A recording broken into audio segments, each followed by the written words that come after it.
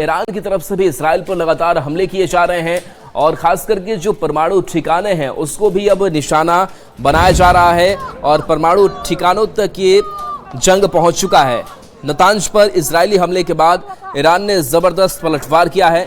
Israeli सेना ने पुष्टि की है कि शनिवार को ईरान की दागी गई एक बैलिस्टिक मिसाइल ने नेगेव रेगिस्तान में डिमोना शहर की कई इमारतों पर सीधा प्रहार किया। ईरान के इस हमले में 39 लोग घायल बताए जा रहे हैं। शनिवार को ही अमेरिका इजरायल की अगर बात करें तो ईरान के सबसे बड़े परमाणु केंद्र नतांज पर एयर स्ट्राइक की थी और अब डिमोना में हुए मिसाइल हमले को इसी के पलटवार के रूप में देखा जा रहा है। बताया जा रहा है कि डिमोना में इजरायल का अत्यंत संवेदनशील परमाणु अनुसंधान केंद्र भी मौजूद है।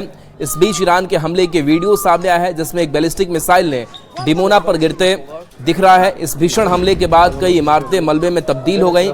रेस्क्यू टीमें और बदलाव दल मलबे में दबे लोगों को निकालने के लिए मौके पर पहुंचे। इस अफरा तफरी के बीच हालात तब और खौफनाक हो गए जब डिमोना और आसपास के शहरों में एक और ईरानी मिसाइल दागे जाने की चेतावनी देते हुए फिर से खतरे का सायरन गूंजने लगा।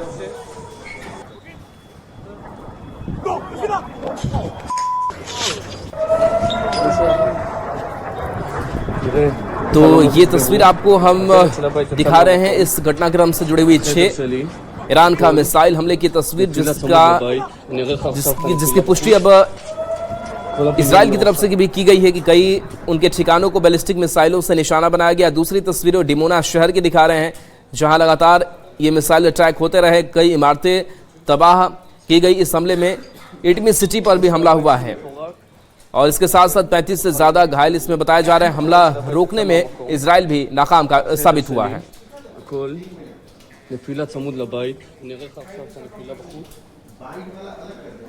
और देखिए जिस डिमोना पर ये हमले हुए हैं उससे मिनी इंडिया भी कहा जाता है, यानी कि भारतीय लोग यहाँ काफी तादाद में रहते हैं। हमारे संवाददाता रिफत की रिपोर्ट दिखाते हैं। ईरान की तरफ से जो बैलिस्टिक मिसाइल दागा गया डिमोना में उसमें 71 लोग घायल हुए हैं और उनमें से 10 की हालत गंभीर बताई जा रही है। एक जोरदार अटैक था ये और जब मिसाइल आया ईरान की तरफ से इंटरसेप्शंस की कोशिश की गई एयर डिफेंस सिस्टम की तरफ से, लेकिन ये टोटल इवेड हो गया और अब यहाँ की एजेंसीज जो हैं ये इन्वेस्टिगेट करने की कोशिश कर रहे हैं कि आखिर ये एयर डिफेंस सिस्टम फेल कैसे हुआ। हालांकि इंटरसेप्शन की कोशिश की गई, यानी इंटरसेप्टर्स निकल गए एयर डिफेंस सिस्टम से, लेकिन ये मिसाइल ने पूरा चकमा दिया एयर डिफेंस सिस्टम को और सीधे डायरेक्ट हिट बस्ती में लगी और अभी तक 71 लोग जो है वो घायल हुए हैं, हॉस्पिटल पहुंचे हैं और उनमें से 10 की हालत गंभीर बताई जा रही है। ये एरिया स्ट्रेटेजिकली बहुत इंपॉर्टेंट है क्योंकि इसी एरिया में न्यूक्लियर साइट्स हैं इसराइल की। ये डिमोनिया के साथ का एरिया जो है ये एक डेजर्ट वाला एरिया है और वहां पर ही न्यूक्लियर रिएक्टर हैं। तो उसका मतलब है कि जिस तरीके से नतांज में हमला किया था इसराइल ने या यूएस फोर्सेस ने, तो उसका फौरन बदला ईरान ने ले लिया और जिस एरिया में इसराइल की न्यूक्लियर रिएक्टर है, न्यूक्लियर साइट्स हैं, उसी एरिया तक मिसाइल पहुंचाया गया। हालांकि ये न्यूक्लियर साइट पे नहीं लगा, लेकिन उसी एरिया में एक जगह निशाना डायरेक्ट लगा और ये डायरेक्ट हिट है और पूरी तबाही इस एरिया में हुई है और 71 लोगों के घायल होने की अभी तक खबर है। उसका मतलब है कि ईरान की तरफ से जोरदार अटैक्स लगातार किए जा रहे हैं। जिस तरीके से यूएस या इसराइल कह रहा था कि ईरान की कैपेबिलिटी खत्म हो गई है, लेकिन ईरान ने फौरन कुछ ही घंटों में अपने न्यूक्लियर साइट के अटैक का बदला लिया। उसका मतलब है अभी भी बहुत ज्यादा कैपेबिलिटी ईरान के पास है और ईरान लगातार डट के मुकाबला कर रहा है। तो देखिए नतांज एटमी अड्डे पर हमले के बाद सब रूस जो है वो भड़क उठा है और कह रहा है कि जिस तरीके से हमले अगर किए जा रहे हैं खास करके परमाणु ठिकानों पर तो ये खाड़ी देशों के लिए ठीक नहीं है। रूस ने नतांज साइट पर इंटरनेशनल असेसमेंट की डिमांड की है। रूस ने धमकी दी कि एटमी ठिकानों पर हमला सभी खाड़ी देशों को तबाह कर सकता है। इधर ईरान के राष्ट्रपति ने मुस्लिम देशों को एक साथ लाने का दांव चल दिया है। ईरान ने खुलासा किया है कि उसने तुर्की और ओमान पर हमला नहीं किया। ऐसे में सवाल उठ रहा है कि इन देशों पर मिसाइलें किसने दागी।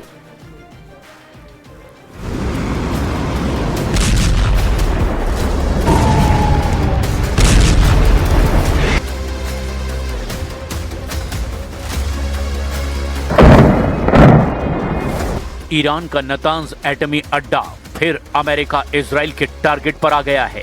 ईरान की तस्नीम न्यूज एजेंसी की रिपोर्ट के मुताबिक परमाणु अड्डे पर बमबारी से भारी नुकसान पहुंचा है।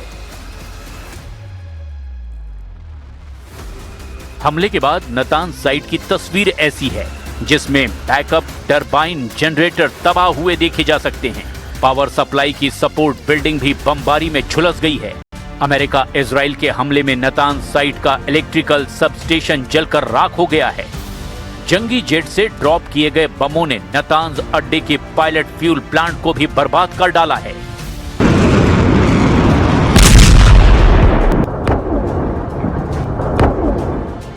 गनीमत सिर्फ इतनी है कि बम धमाकों से न्यूक्लियर साइट पर रेडियो एक्टिव लीक नहीं हुआ, वरना नरसंहार तय था। एटमी अड्डे पर हुए हमलों के बाद बौखलाए ईरान ने अंधाधुंध मिसाइलों की बौछार शुरू कर दी। ईरान की मिसाइलें यरूशलेम के वेस्टर्न वॉल और डोम ऑफ द रॉक कंपाउंड के करीब फटने लगी हैं। जूनियर खामनेई के विस्फोटक रॉकेटों के धमाके तेल अवीव और वेस्ट बैंक को दहलाने लगे हैं। बगदाद में अमेरिकी सैन्य ठिकानों को ईरान भीषण बमबारी करके जलाने लगा है। ईरान के हमलों के डर से नेटो सेना इराक से उल्टे पांव भागने लगी है। 8 साल से इराक में तैनात नेटो फोर्स युद्ध के बीच में ही अमेरिका को छोड़कर भाग खड़ी हुई है। नेटो फोर्स के टॉप कमांडर जनरल एलेक्सिस ग्रिनकविच ने जानकारी दी कि इराक से नेटो के मिशन से जुड़े सैकड़ों कर्मचारियों को यूरोपीय देशों में भेजा गया है। उत्तरी इराक में ब्रिटेन, फ्रांस और इटली के सैन्य ठिकानों पर सिलसिलेवार हमलों के बाद ये कदम उठाया गया। इराक से वापस लौटे नेटो कर्मचारी अब इटली के नेपल्स में नेटो के मुख्यालय में एक्टिव होंगे। नेटो फोर्स के इन्हीं फैसलों पर ट्रंप भड़के हुए हैं।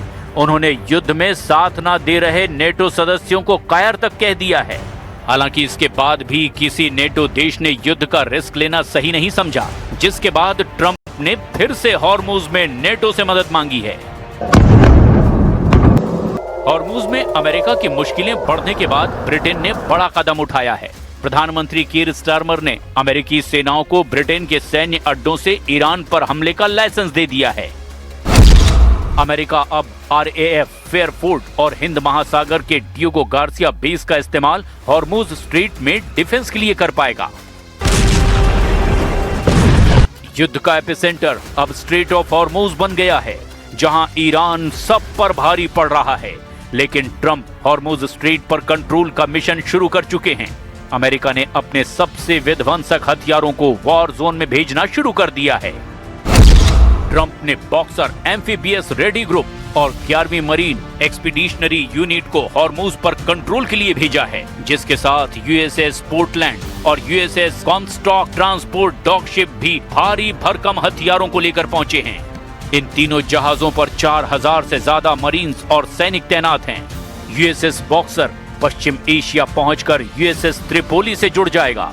USS त्रिपोली पर पहले से ही 2200 मरीन्स तैनात हैं। अब ईरान के पास कुल अमेरिकी सैनिकों और मरीन्स की तैनाती 8000 के पार पहुंच गई है। ट्रंप को पता है कि हॉर्मुज में ईरान को हराना आसान नहीं। हालांकि वो दावा कर रहे हैं कि इसके लिए उन्हें कई देशों की मदद चाहिए। It's a simple military maneuver. It's relatively safe, but you need a lot of help in the sense of you need ships, you need volume, and NATO could help us, but they so far haven't had the courage to do so. जिस तेल root को block कर Iran ने America की हेकड़ी गुल कर दी है, वहां कब्जे के लिए ट्रंप ने जिन हथियारों पर भरोसा जताया है, उनके नाम भी जान लीजिए। अमेरिका ने हॉर्मुज फ्रंट पर F-35B stealth fighter jet, MV-22 Osprey, ये टिल्ट रोटर एयरक्राफ्ट है, CH-53E भारी helicopter, AH-1Z Viper attack helicopter, UH-1Y Venom utility helicopter, A-10 वॉथोंग विमान और अपाचे हेलीकॉप्टर हथियारों के साथ 5000 पाउंड के बंकर बस्टर बम भी भेजे हैं।